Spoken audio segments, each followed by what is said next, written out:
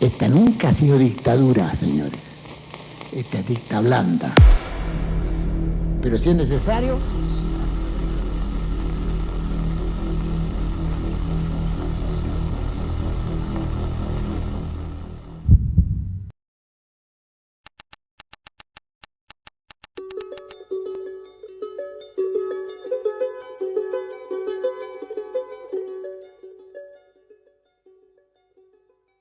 Tengo muchos recuerdos de esa época. Tenía, yo nací en el año 74, por ende toda mi infancia fue durante la dictadura hasta los 15 años. Hay innumerables recuerdos de protestas, eh, de jamás saber que existió un Congreso, un Parlamento, que existían los diputados, los senadores. Eso no existía en ese mundo. Yo no lo conocía, tampoco de elecciones. Nunca supimos que existieran las elecciones, Sí. excepto para el plebiscito del año 88, que fue decisivo. Yo vivía en un sector particularmente complejo. Vivíamos con mis padres en unos departamentos que quedaban en calle departamental, cerca de las industrias, por ende era un sector que era especialmente conflictivo, porque había mucha oposición, mucha protesta, y sí se veían no solamente militares, tanquetas, disparos, mucho disparo, muchos militares corriendo, mucha bomba lacrimógena, mucho carro lanzaguas, mucha represión y también mucha protesta tremendamente fuerte. Y también recuerdo haber escuchado cuando fallecieron algunas personas en esas protestas también, muy fuerte. De hecho, era tan fuerte que en las noches, cuando habían protestas, nuestros papás nos ponían el colchón en el suelo y dormíamos en el suelo porque el temor a que entraran las balas por las ventanas era muy terrible, porque vivíamos en el primer piso y ya habían muerto varios niños por balas locas o personas, pero especialmente niños. Estaban mirando por la ventana y fallecieron, así que eran momentos complejos.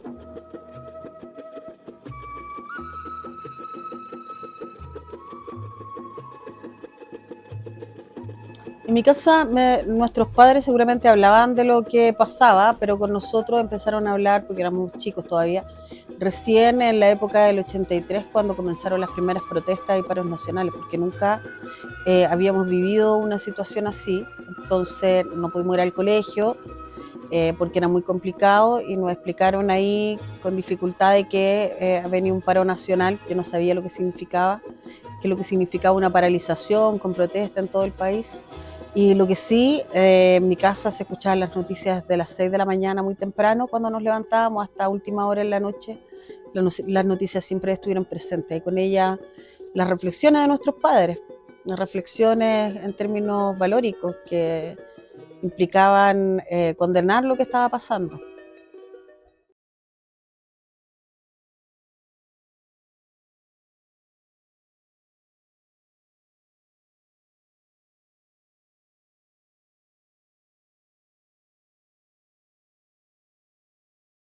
Bueno, yo en 1973, previo al golpe de Estado, era obrero de la construcción. Me dedicaba a trabajar en las poblaciones que se estaban construyendo en la ciudad para lograr elevar la calidad de vida de mucha gente que aspiraba a tener una casa propia. Y eso era una cosa muy importante para mí. Yo era gaffiter. Y además, desde el punto de vista político, yo era el secretario regional de las Juventudes Comunistas de Magallanes.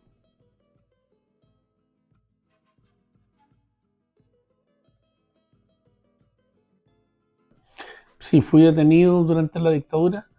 Estuve en el campo de concentración del Regimiento Pudeto, motorizado reforzado número 10, en Punta Arenas.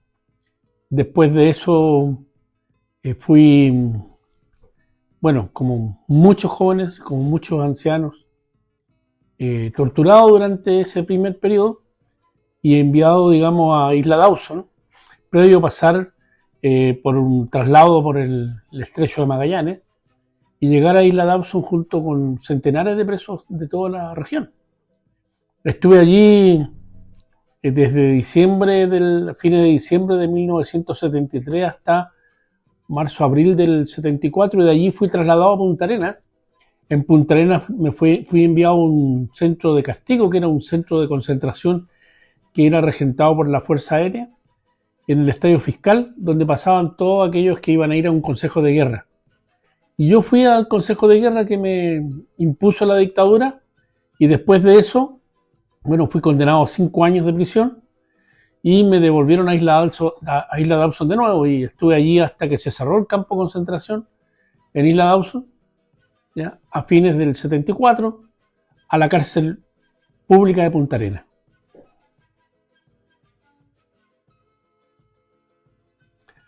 Bueno, Londres 38 y Villa Grimaldi fueron 2 lugares de centro de torturas en la región metropolitana de Santiago. Y puedo decir que además de eso, habían otros centros de torturas también, de donde fueron sacados varios cientos de prisioneros que fueron ejecutados. Otros están hasta el día de hoy detenidos, desaparecidos. Ese fue un centro, ambos fueron centros de prácticamente exterminio de muchos de los presos políticos que hasta el día de hoy lo andamos buscando.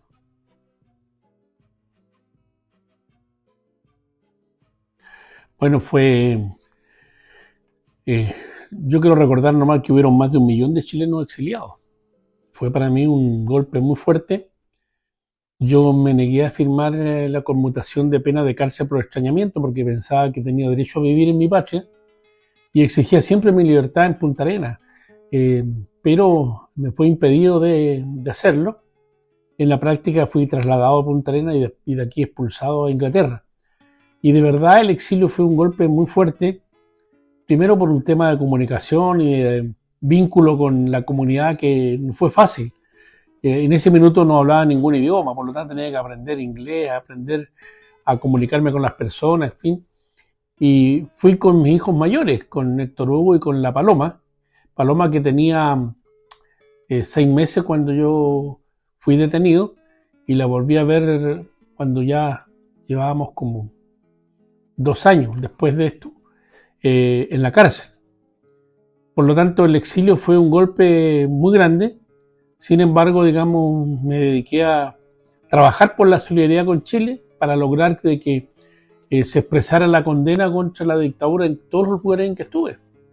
Y por lo tanto, si bien esto fue un golpe muy fuerte, yo creo que el hecho de que estaba comprometido con la causa de la democracia y la libertad en mi país, eso me dio mucha fuerza para continuar luchando y lograr mi retorno. Yo volví clandestinamente a Chile y por lo tanto no se me permitió venir de otra manera y ejercí ese derecho.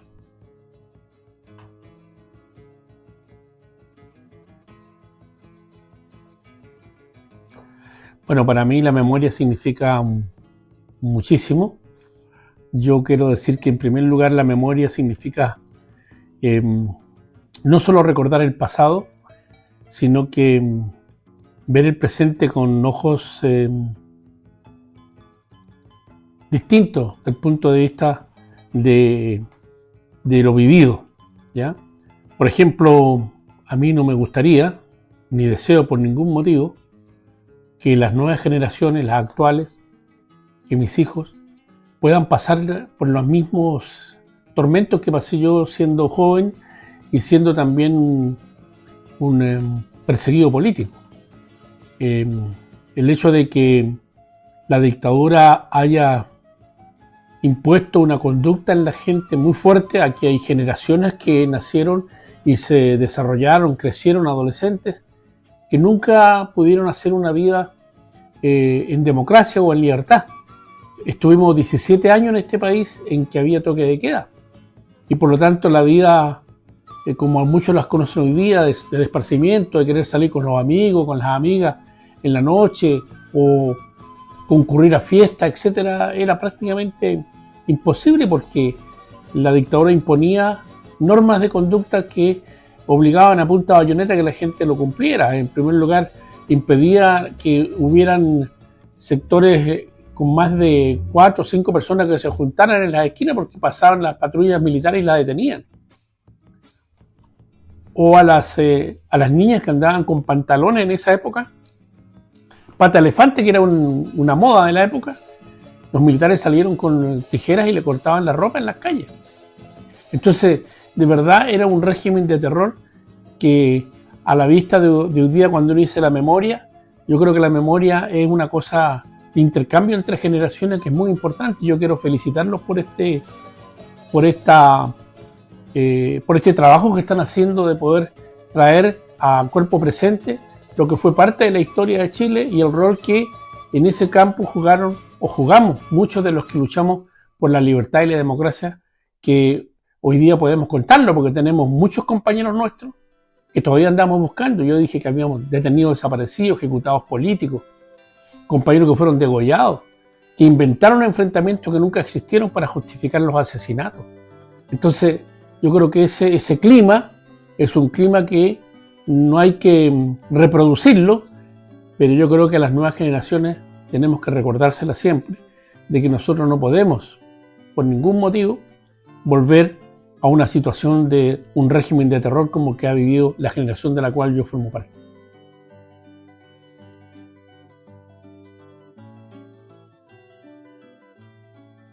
Mira, hoy día si yo miro el pasado, observo el presente y miro el futuro, veo que hay un futuro de esperanza.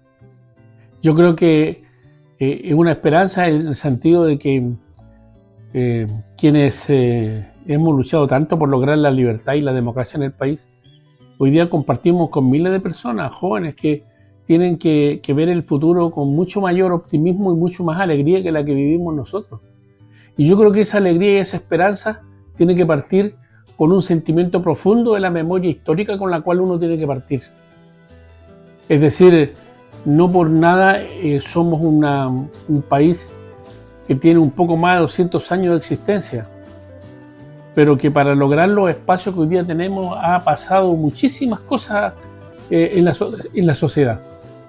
Y esas cosas que han pasado, que uno si las miras para atrás y dice, parece mentira, en verdad ha sido una cruda realidad y en muchos casos la realidad ha superado cualquier ficción.